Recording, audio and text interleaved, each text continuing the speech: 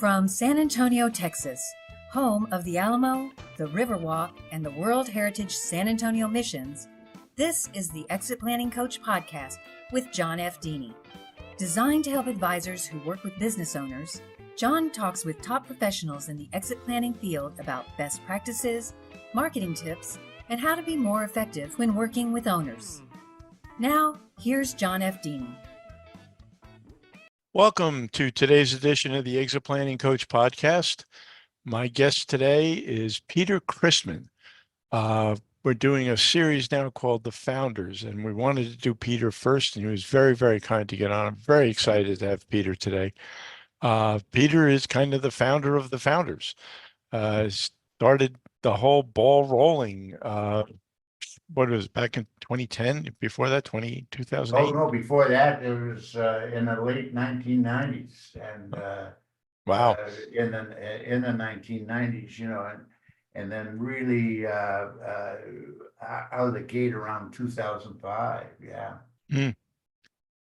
Well, Peter was an M&A guy, but before that, he started in corporate, and then went on to found EPI, and basically came up with the whole exit planning industry.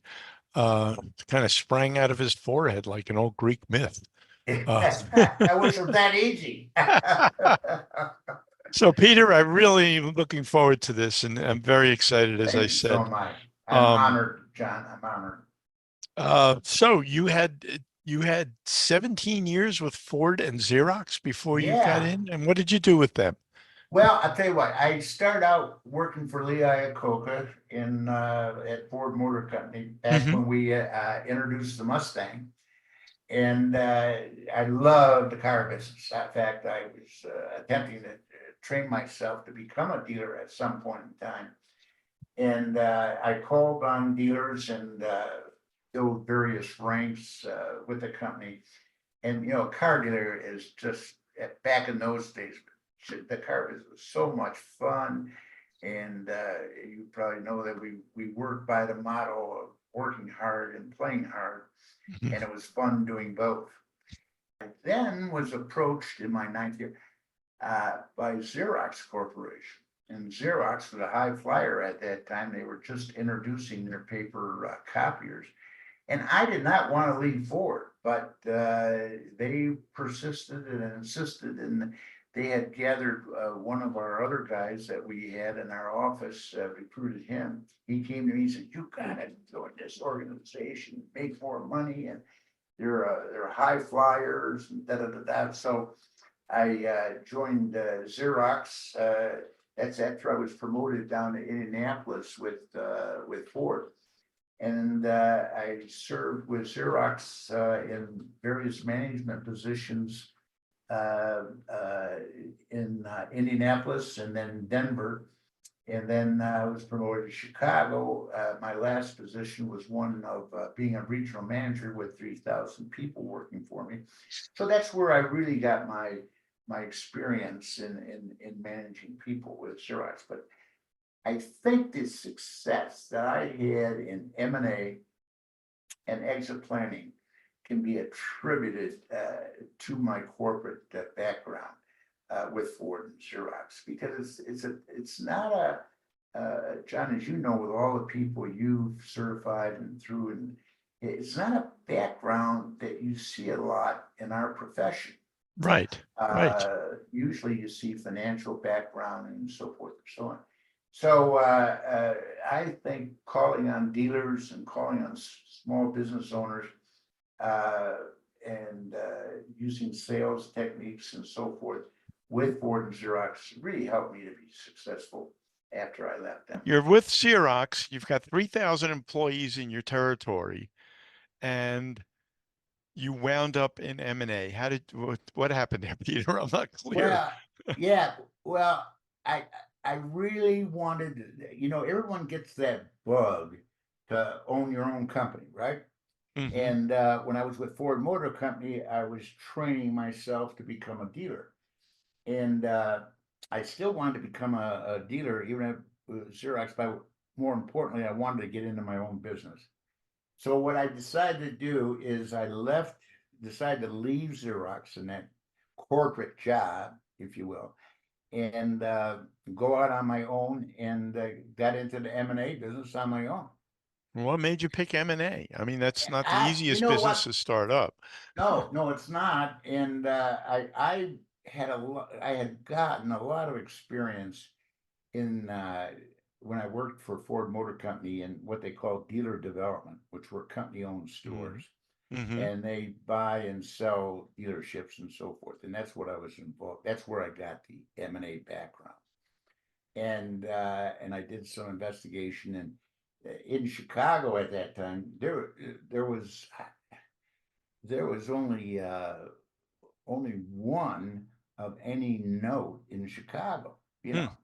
So that's why I looked. I said, "Well, should this guy's doing it, I can be doing it, you know." So I went into my own and did real well on my own. I hired a few people working for me, but then in the middle '80s, I was approached by a company called Geneva Capital Markets. Mm-hmm. And do you remember them, John? I do. Okay. And they were out of Costa Mesa, California. And they were at that time the world's largest evaluator and seller of privately held companies. And they needed somebody to run their Chicago office. And they approached me. And I said, after I went through the interview and I saw what kind of company it was and so forth. So I started their Chicago office in the mid '80s. And that was just a fantastic exposure to, as I said, the world's largest valuator of companies and seller of companies. They were founded by a marketing guru, a fellow by the name of Dick Rodnick, who sold Xerox learning systems to Xerox. And so Dick was a champion marketeer, and they had every day of the year they were putting a seminar on someplace on how to sell your company for the most profit, and that's what they used as their marketing emphasis. And so I think the numbers, John, broke down to they would invite about 6,000, no, 6,000 business owners in for the seminar. And I think I'd have to look up the numbers. They have the funnel worked perfectly. And it boiled down to that they were doing about 1,000 valuations a year, 1,000, and selling 100 privately held companies a year. Yeah, I recall the seminars. How many did they usually wind up with in a room? I never went to one. Oh, they wound up with 20, anywhere from 15 to 22 in a room. Okay. They trained the seminar leaders, and the seminar leaders were former business owners, former consultants, what have you. But they did a thorough job of training that leader. And then in the back of the room, they had what they called a analyst. And that analyst's job was, during that 2 days, was to scope and qualify the room as to a business owner that would be most likely to sign up for evaluation. From that, they would get roughly, let's see, 10% would sign up for the valuation. And as I said, they did 1,000 valuations a year. But and the valuation part of the when they signed up somebody on the evaluation, they agreed after the valuation was delivered to sell that particular company if that business owner wanted to go forward with the sale. And so, you know, in the Chicago office, and California office, and New York office, those were our offices. we had the top of the crop. Because if you were in the M&A business, why wouldn't you want to go work with a company like Geneva that had the deal flow? You Mhm. didn't have to go out and get any, do the networking it took and so forth because Geneva performed that marketing for you. So we wound up getting the best deal makers in the Midwest, and it was just a great experience from a management and also from an M&A point of view. So how long did you do that? I did that for about 6, 7 years. And then I got the urge again to go back on my own. And as you know, if you the timing on that was when I was just starting the project a couple years before that of developing exit planning. So I wanted to take that philosophy and that model and introduce that to the marketplace on my own. So that's why I left Geneva and to start signing up business owners under that exit planning model of the 3 legs of the stool. And the 3 legs are to maximize the value of the business, get planned. Second leg is to get planned personally from a state tax and financial point of view. And the third leg of the stool was to get planned personally on what the hell you're going to do after you liquidated the business from the business or sold the business. Right. And when I was doing that, when I was introducing that and so forth, I don't know what year or when you got into the business, but About 2010, 2011. oh, okay. This was about 10 years or more before that. So, but at the time I was doing this, all the planning was going on after a sale Sure. and not before a sale when you could maximize all your effort. And what was happening is that you had all these advisors out there working in silos, lawyers in one silo, accountants in another silo, advisors in another silo. And there wasn't, we didn't have that emphasis of uh, developing programs to increase the value of the business. Mm-hmm. That was not thought of. What was thought of is selling the damn business, getting a check for selling the business, and moving on to the next person. That's Right.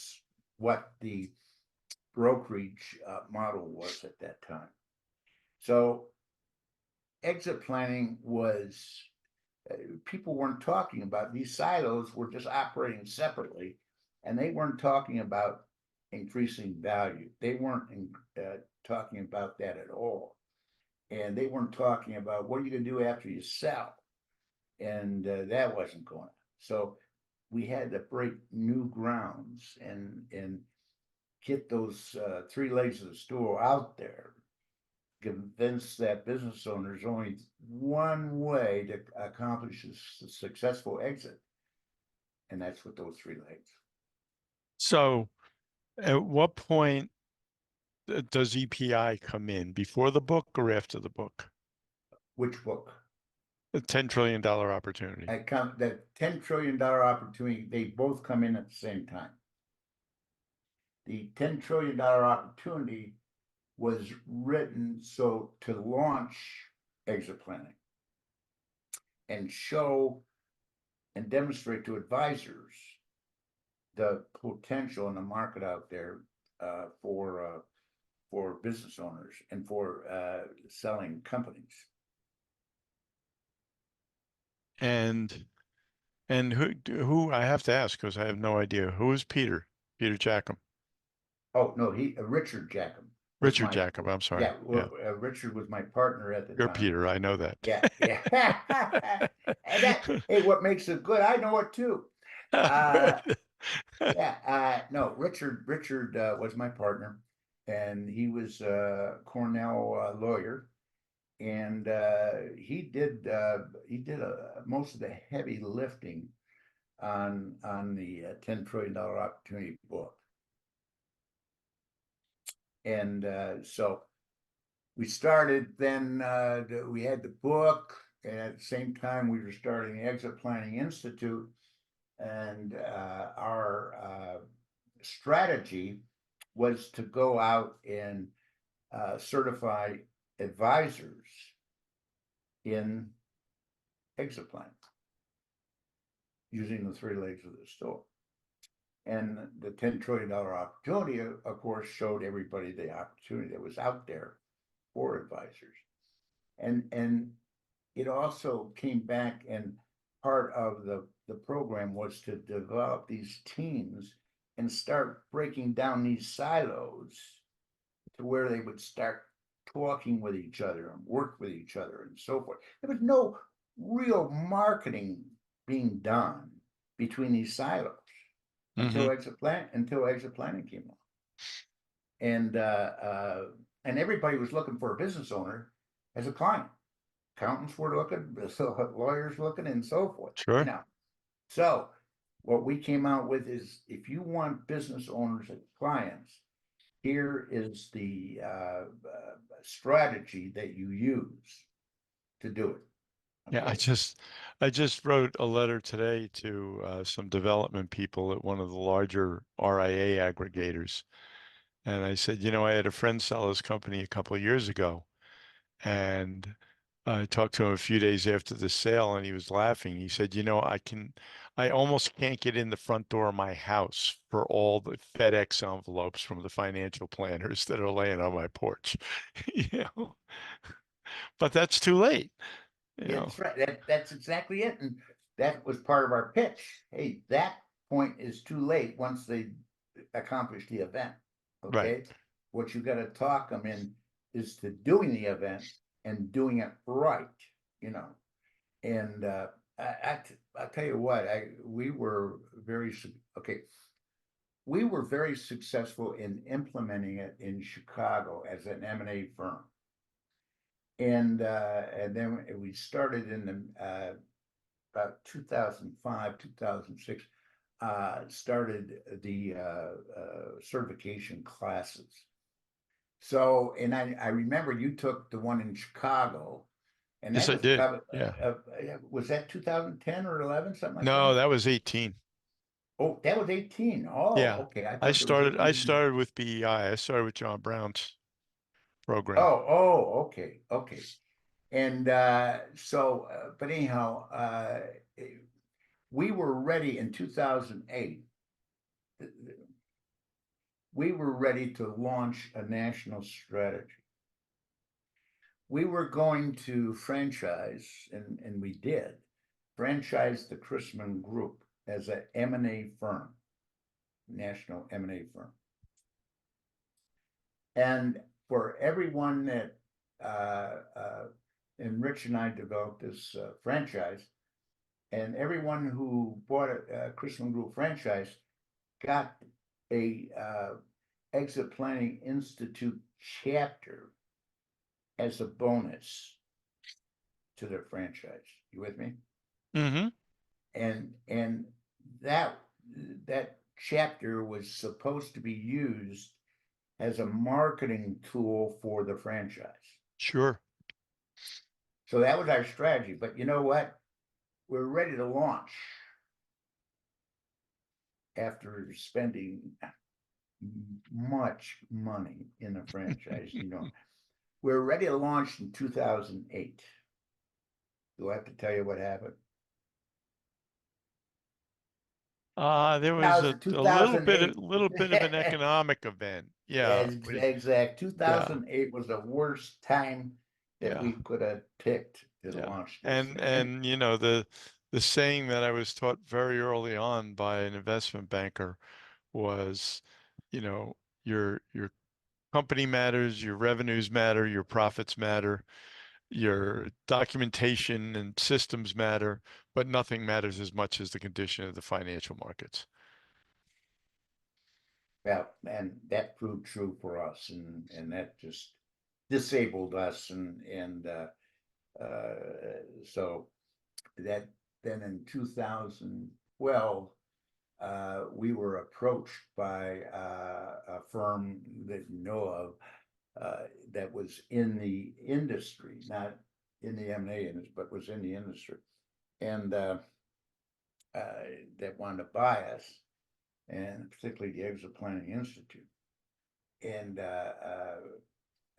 we did not want to. I didn't want to take our baby and merge it in with that firm. So Chris Snider at that time was a very active CEPA, and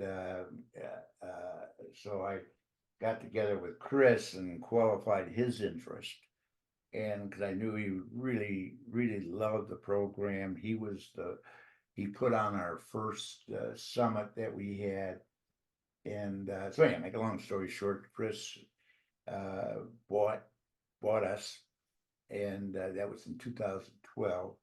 And of course, the rest, these guys have been just fantastic. He and Scott have been fantastic in doing what I wanted done with the company, and have grown the company and grown my baby. I just didn't have the resources back at that time, because I had used my resources on our franchise, remember? Right.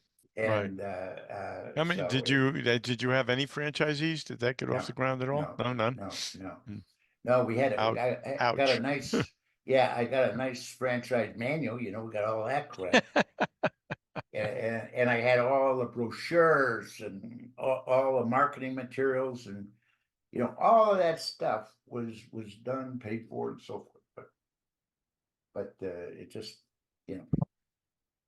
but anyhow, it's got a happy ending, and for Exit Planning Institute, and it validated the three legs of the stool, and has validated it did, and it does, very much so. Yes, yeah. We've designed, the Exit Map product only does what Chris and Scott call the discovery gate, Right. The first part of it. But very much, we have a personal readiness meeting, we have a business readiness meeting, we have a financial readiness meeting, built into the system. So the three legs live on. What year did you launch your program? We launched the assessment in 2017. Okay. And I'm an inveterate tinkerer and tool maker. So I started putting out these coaching tools to go along with it for certain aspects of it. And we combined them and put out Exit Map Express, which is the 5-meeting system, in 2019. And it's only this year where we did the big change, which is we removed recommendations. The advisor no longer makes the recommendations. You take them through the exercises, you take them through the process, you show them their options, you model their different ideas as far as time, growth rate, what they want to have happen. And then you ask them, business owners can make decisions. They do it all day long. You ask them, what do you think is most important here that you need to do first?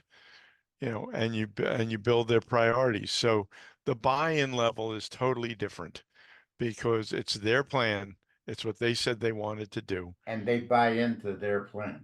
Right. Go ahead. I'm sorry. I was going to say, and their vision is clear. Okay, this is why I want to do this, because my life afterwards is going to be like this. Right. And see, there was no discussion on that third leg of the stool. Right. Where people were talking about it. In fact, it wasn't. What really gave that whole exit planning thing a real big boost was when I met Peter Hickey. Mm-hmm. There was a guy that Peter Hickey was attempting to come over to the United States with Mouse, at that time. And Right. I saw his software that he had, and I said, oh my God, this is exactly what we do in exit planning, right? Mm-hmm. In that sitting down, and I'll never forget my first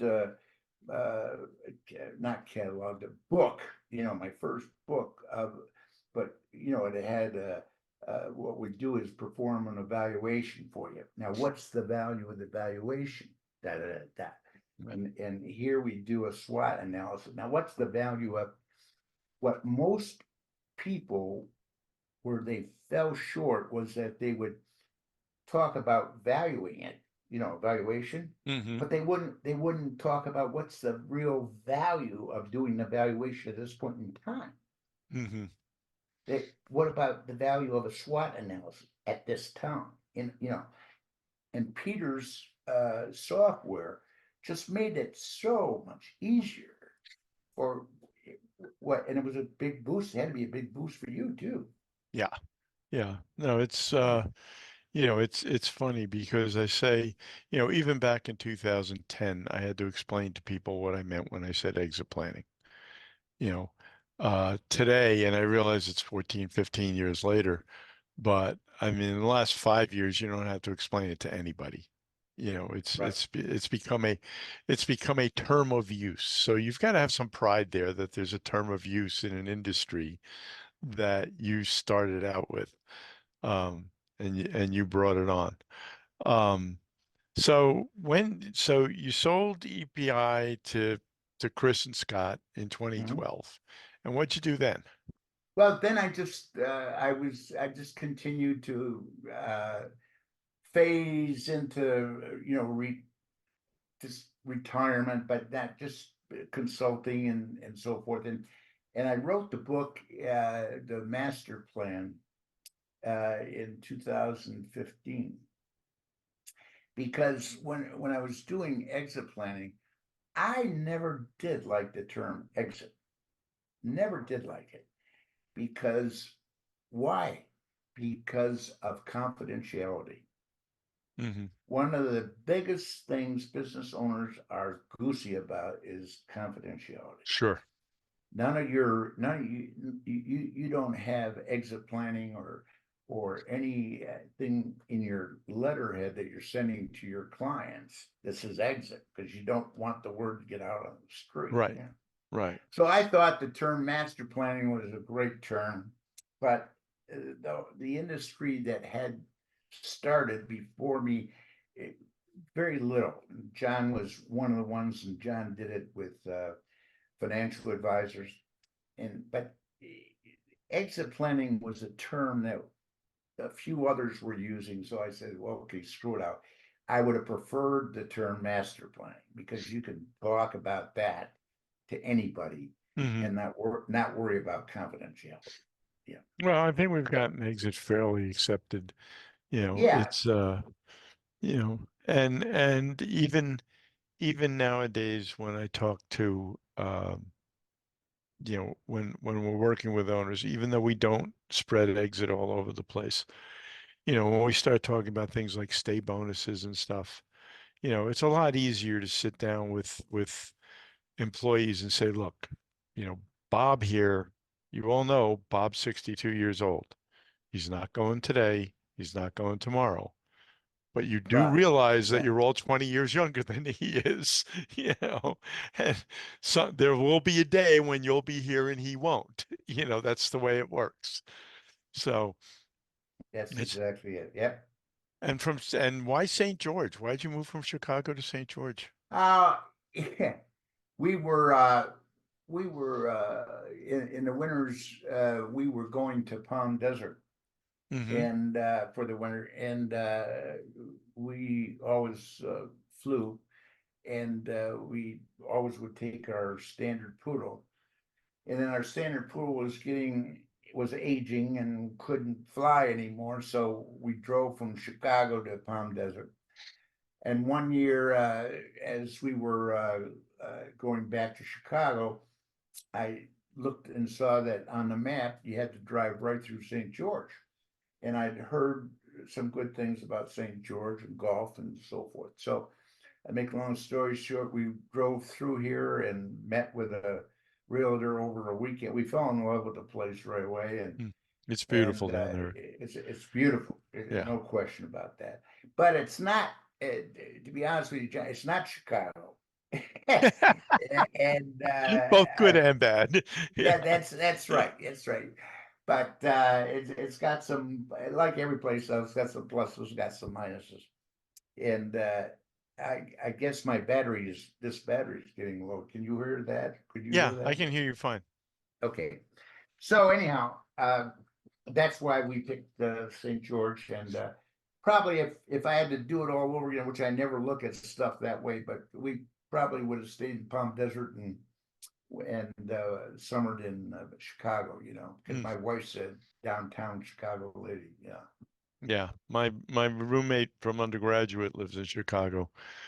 There are things, he talks about, squatters' rights on the space you shoveled out in front of your house, during the winter. Yeah. And Yeah. I'm talking to him once during the summer, and he said, "I'm sorry, I've got to get off because we're barbecuing tonight, so I have to go down to Home Depot and buy a new barbecue." I said, "What happened? Your barbecue, uh, you know, crapped out?" And he said, "No." He said, "Last weekend was Puerto Rican Pride Day down at the lake, and every Weber on the block is gone."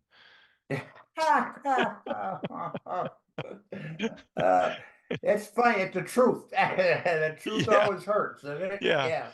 yeah. He Yeah. still lives in Wrigleyville. Oh, does he? Oh, Yeah, okay. Yeah. yeah. Well, It's fun.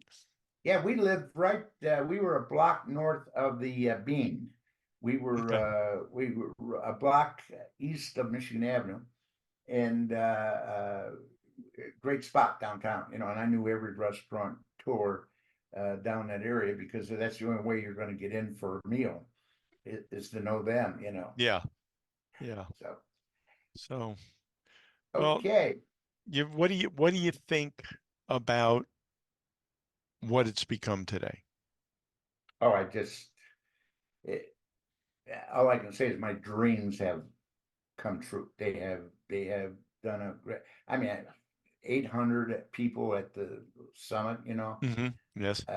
What I 5,000 I didn't see you there. certificated. No, I couldn't make it, unfortunately. And so but they have accomplished exactly the purpose of selling it to them, and they've done a great job. Good. Yeah. They're So, they're a dynamic pair. right. And no, I've enjoyed the association with them. And they really have come to dominate the industry. I mean, although I'm friends with both John Brown and John Leonetti, their organizations aren't a fraction of what Right. Chris and Scott have built. Yeah. Yep. Yeah. Yeah. And they're it's right. And I'll tell you, a big part is the success of the chapters. You know, Mm-hmm. that's a big factor, real big factor. And what happened to Richard? Oh, Richard is stayed in the M&A business, and his wife was a very successful Merrill Lynch financial advisor. So between the two, and I just talked to Rich a couple weeks ago, and he's contemplating retirement. So, but he's doing real well. He's doing real well, and he partnered with another one of the guys that worked for us, Jim Bates, and they're doing well together. Still in Chicago? Yeah, still in Chicago. Yeah. Still in Chicago. Right. Yeah. Well, Well, I've enjoyed this, John. I have too. It's been an absolute pleasure, Peter. I want to thank you so much for taking the time out with us. And You're welcome. My and we'll pleasure. be Believe. we'll be seeing you around Okay, babe. and talk to you soon. Thank you. You take care. Thank you so much. Bye Bye-bye. bye.